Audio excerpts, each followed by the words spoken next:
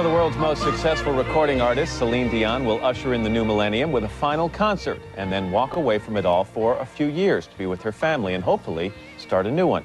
She's released a new CD to leave fans something to remember her by. It's called All the Way and spans a decade's worth of her best music. Because you love me, you love me, wherever you are. And there are 7 new songs, including her first release, That's the Way It Is, which she'll perform, by the way, for us a little later on. Celine Dion, great to see you. Welcome back. Good morning. Let me start by saying the last time you sat in that chair was about 1 year ago, and it was just a couple of weeks after your appearance here that you got some very disturbing news concerning Rene, your husband. And I just want to say he is in the studio this morning, and Rene, it's wonderful to see you as well. It really is. Tell me, he was diagnosed with cancer. That's right. And it's been an awfully difficult year. It's been difficult for the whole family, especially for Rene, of course. But it's amazing how when you hear that word, because, you know, when you hear cancer, the word cancer, it's never for you. It's never part of your vocabulary. Always happens to somebody It's always else. for the others, you know, Yeah. because you're in show business, you travel the world, you have success. That's not for you. And when it hits you, you just, it's like, it makes you realize that life is so precious. We used to plan our lives, we used to plan our future.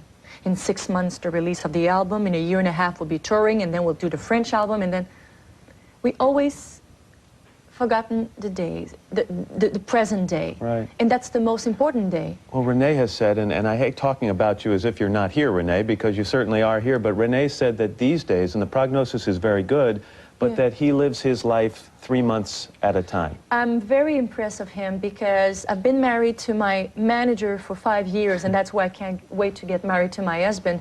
What he's shown through this period of time, so much strength. And at the same time, a weakness that I didn't know about him. A vulnerability? Yes, exactly. Strong he is. He went through the chemo and the radiation. We went through this together, and the family and friends, they were with him, and it was amazing. He showed so much strength. But for the first time in my life, I canceled a lot of shows, and I had 2 months off, and I stayed at home with him. It was my first time staying at home. And for the first time of my life, he took my face in his hands, and he looked at me, almost like such a serious look, like what I'm about to say to you is very, very serious. I mean it. And he told me, I need you. And when he told me that, I knew I was his favorite singer in the whole world. But for him to tell me that I can make a difference, and for a human being to be needed and to make a difference, is everything in the world. You have some really lovely words that you write to Rene in the back of your new CD pamphlet here. Would you mind reading them to me? No, absolutely. It's right at the end there. Can you see those? Of course. Dear Rene, when we choose to get married 5 years ago, we promised before man and God to help each other and to be totally committed and devoted through the good and bad times, in sickness and in health. The past year and its sadness and worries made me realize the power of those vows. My love, I'm promising again that I will always be there for you, no matter what. I love you more each day and forever. What are your plans? How are you going to spend the time off? Thanks. Believe me, I'm just wondering if I'm going to have enough 2 years to do everything I want to do. What do you want to do? I want to meet life. I would like to have a family. I would love to try to have a child.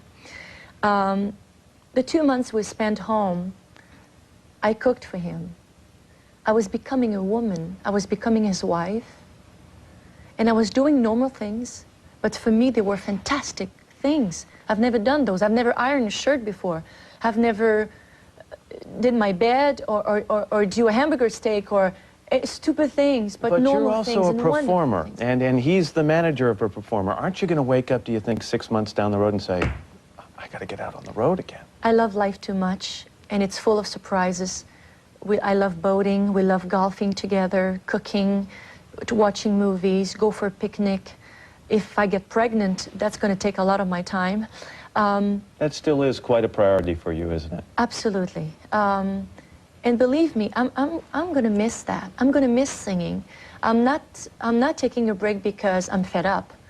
I'm taking a break because just before I get ready to go on stage and I feel like, oh, actually, not tonight.